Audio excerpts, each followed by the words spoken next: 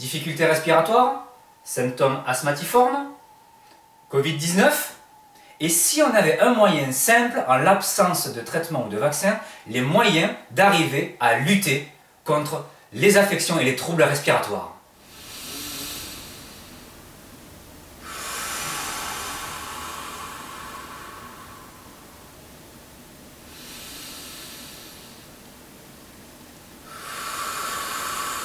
Aujourd'hui, on va parler de la respiration. La vraie, la bonne respiration, pas celle que vous faites tous les jours. Petit rappel, la respiration, elle aide tout notre corps car chacune de nos cellules de notre corps, pour fonctionner, vivre et faire tout ce dont elle a besoin d'oxygène, en quantité, pour que toutes les cellules en aient besoin. Or, qu'est-ce qu'on voit aujourd'hui depuis plusieurs années? Beaucoup de profils de plus en plus asthmatiformes, de plus en plus de pathologies et de symptomatiques liées à des problèmes respiratoires, des toux qui durent et qui durent, un simple rhume qui peut durer plusieurs semaines, des bronchiolites, des bronchopathies, des pneumopathies, et j'en passe là-dessus. Tout est lié à la respiration de plus en plus, et ce n'est pas uniquement dû à la qualité de l'air, à la pollution, c'est aussi et beaucoup qu'on ne sait plus respirer comme il faut. Aujourd'hui, nous sommes confrontés à un nouveau virus, le Covid-19. Et lui aussi, il fait partie de ceux qui touchent directement la respiration. Ce qui veut dire que si déjà de base, vous êtes avec des troubles respiratoires, quels qu'ils soient, peu importe, si effectivement vous le contractez, eh bien, vous êtes beaucoup plus des personnes à risque sur une prise en charge donc intensive. Et d'ailleurs, lorsque vous êtes pris en charge de manière intensive, les moyens d'aide pour aider votre corps à essayer de lutter contre le virus, c'est une histoire de respiration. On a grosso modo 3 manières d'aborder les choses. Pour les personnes qui sont pas trop intensives au niveau en termes de symptomatiques, vous avez l'oxygénation, c'est-à-dire qu'en fait on vous délivre de l'air qui est beaucoup plus concentré en dioxygène. La deuxième, lorsque c'est un peu plus lourd, c'est une assistance respiratoire. Vous êtes encore capable de respirer par vous-même, mais pas suffisamment pour vous oxygéner. Donc on a une machine pour. Et la troisième, c'est que vous n'arrivez plus du tout à respirer par vous-même, vous êtes intubé totalement, vous êtes mis même en coma artificiel, et c'est une machine qui prend en charge totalement votre oxygénation. Donc tout peut se résumer par un manque d'oxygène disponible pour tout notre corps. Et surtout celle dont on a besoin actuellement, nos cellules immunitaires. Ça veut dire qu'il va falloir donc augmenter la quantité d'air et d'oxygène surtout disponible pour elles. Ça veut dire qu'il faut augmenter notre capacité pulmonaire. Pour augmenter notre capacité pulmonaire, il faut donc faire rentrer plus d'air. Je vous rappelle que vos poumons sont dans votre thorax, ici. Ils ne sont pas dans le ventre. Ça veut dire que quand vous respirez pour faire rentrer beaucoup d'air, il va falloir faire en sorte d'ouvrir le thorax et non le ventre. Il va falloir donc mettre cette respiration ventrale de côté qui depuis plus de 30 ou 40 ans est là, alors que de l'autre côté, on a un développement sans arrêt des troubles respiratoires et des pathologies liées à la respiration. Je vais vous proposer un exercice de développement de la respiration thoracique et qui va servir aussi de test. Ça veut dire que si très vite vous sentez des difficultés à réaliser la respiration que je vais vous proposer, eh bien, ça veut dire que vous êtes un profil à risque qui, à terme, va développer petit à petit des troubles respiratoires ou va être plus sujet à attraper, entre guillemets, des maladies de type respiratoire. Vous allez vous placer debout devant un miroir, à la salle de bain ou dans votre chambre, peu importe.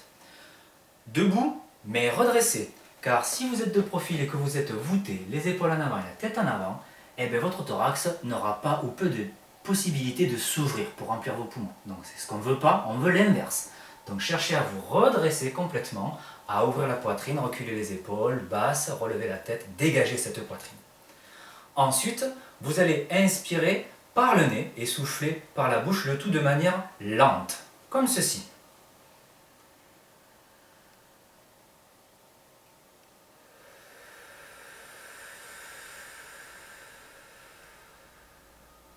Je me mets de profil, je recommence.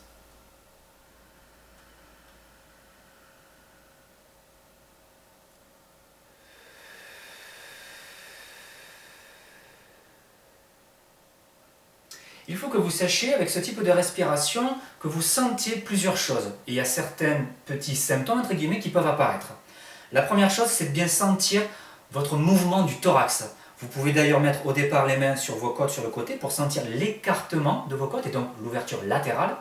Il peut y avoir une main aussi sur la poitrine de manière à sentir le soulèvement de votre poitrine. Vous devez aussi avoir un certain son qui doit être fluide, il ne doit pas avoir de perturbation. Si vous sentez un sifflotement ou que vous toussez vite, ça, ce sont des signes annonciateurs que vous avez des difficultés respiratoires. Cela peut être aussi une apparition aussi de petits vertiges. C'est possible aussi. Le nez qui picote, la gorge qui devient très vite sèche, la mâchoire qui craque ou même les oreilles qui se bouchent. Tout ça, c'est lié à une mauvaise respiration, ou en tout cas, vous n'avez pas suffisamment travaillé la respiration par le nez, calme, en amplitude douce. C'est pour ça qu'il faut prendre son temps, mais il faut le travailler, ne pas avoir peur d'avoir ces petits symptômes-là. Justement, plus vous le travaillez, plus ça veut dire que vous développez petit à petit votre capacité pulmonaire et donc votre oxygénation. Maintenant, on va le faire ensemble une bonne dizaine de fois et déjà, ce sera déjà très bien. Grand et droit, et on y va ensemble.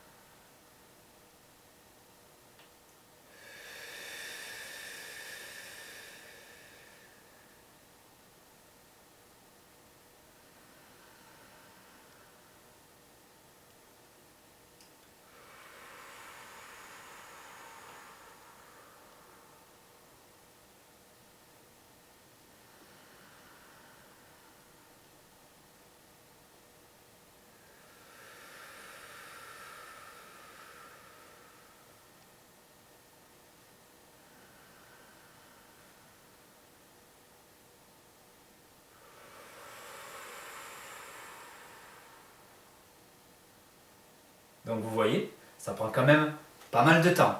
Si vous n'avez pas pu suivre le rythme exact, ce n'est pas grave, vous le faites bien sûr à votre rythme. On pourra aller plus loin pour développer cette capacité thoracique pulmonaire en travaillant notamment la vitesse respiratoire, la fréquence, la respiration forcée et aussi même, pourquoi pas, le développement en apnée. Ceci dit, vous avez maintenant un outil puissant qui va vous permettre de développer donc cette capacité pulmonaire et donc d'oxygéner votre corps complètement et de fournir l'énergie nécessaire ainsi à votre corps à produire ses défenses immunitaires et à agir comme il se doit. Partagez cette vidéo à votre entourage, famille, amis, collègues, au plus grand nombre maximum et à très bientôt pour de nouvelles vidéos, pour des explications, des exercices.